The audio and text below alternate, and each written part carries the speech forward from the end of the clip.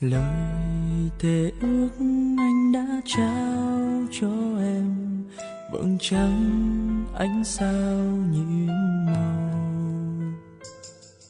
Nhìn lên cao anh chắp tay nguyện cầu được yêu em đến khi bạc mái đầu xanh. Tình của em giờ như trăng khuyết mơ, không thể theo anh trọn đời. Tình của em giờ giống như nghĩa cũ tình xưa.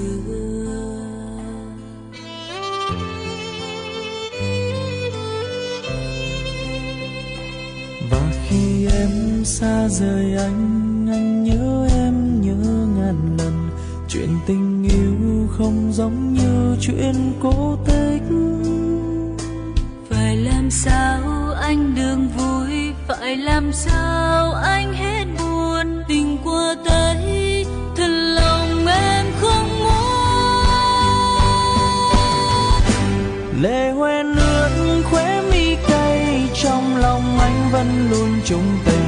Chờ ngày mai ánh nắng lên xua tan băng giá.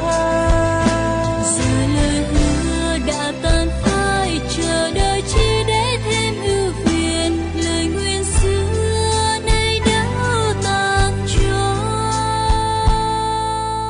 明日になったら君は遠くへ行ってしまう。時間を戻して君との誓いを叶えることができた。あなたとの愛はもう終わったの。あなたが寂しいと私の心が痛い。でももう仕方がない。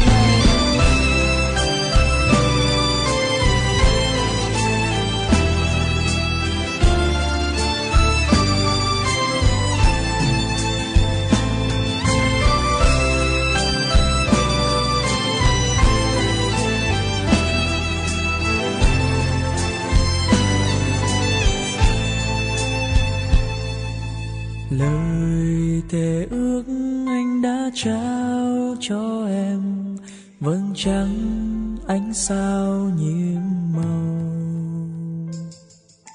Nhìn lên cao anh chắp tay nguyện cầu được yêu em đến khi bạc mái đầu xanh. Tình của em giờ như trăng khuyết mơ, không thể theo anh trọn đời.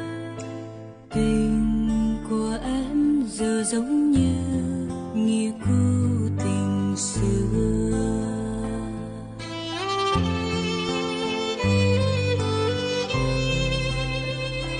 Và khi em xa rời anh nhớ em nhớ ngàn lần.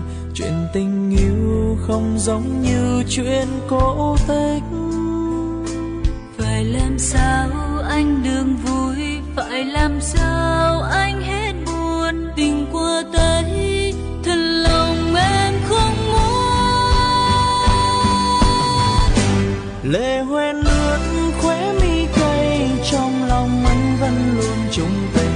Chờ ngày mai ánh nắng lên xua tan băng giá.